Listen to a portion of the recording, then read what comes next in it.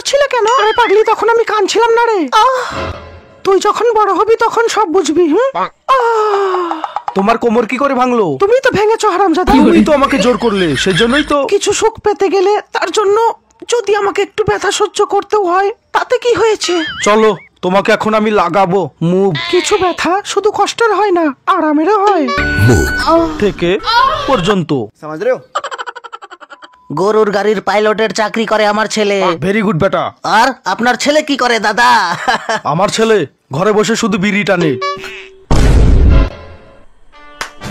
আরে কত বুদ্ধিমান আর ট্যালেন্টেড ছেলে আপনার। শুধু বিড়ি তো টানে। সেটাই তো, বিড়ি টানে। বিড়ির ধোঁয়াতে মশাও তো মরে যায়। ঘরের মধ্যে বিড়ি টানলে বিড়ির ধোঁয়াতে ডেঙ্গুর মশা মরে যাবে, আর ডেঙ্গু রোগ ছড়াবে না।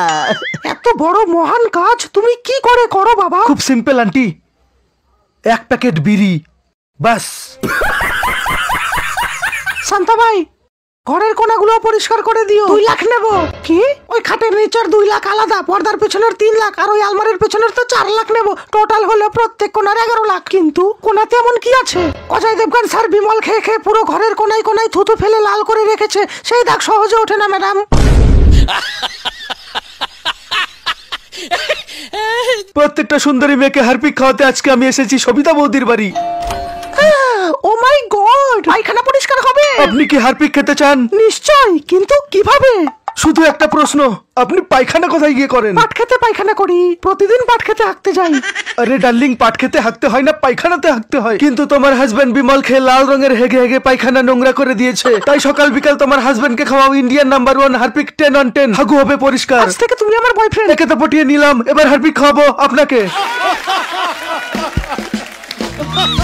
অনেকগুলো মেয়ে একসাথে হওয়া মানেই মাথার উকুন আনা শুরু। আগে আমার মাথাতেও খুশকি আর উকুনের আড্ডা ছিল, তার জন্য আমি অনেক শ্যাম্পু আর তেল ব্যবহার করেছি, আর দিনে 10 বার মাথায় চিরুনি দিয়ে উকুন বাছার চেষ্টা করেছি, কিন্তু তাতে উকুন বের হয়নি। আমার মাথা ভর্তি উকুনের জন্য বিরাট আমার সাথে ঘুমাতো না, আমার থেকে দূরে থাকতো। আর তারপর আমি উকুন মারার জন্য মাথায় কেরোসিন তেল ঢেলে নিলাম। বিশ্বাস হচ্ছে না? আমি ব্যবহার করি কেরোসিন তেল, এখন আর উকুন নেই।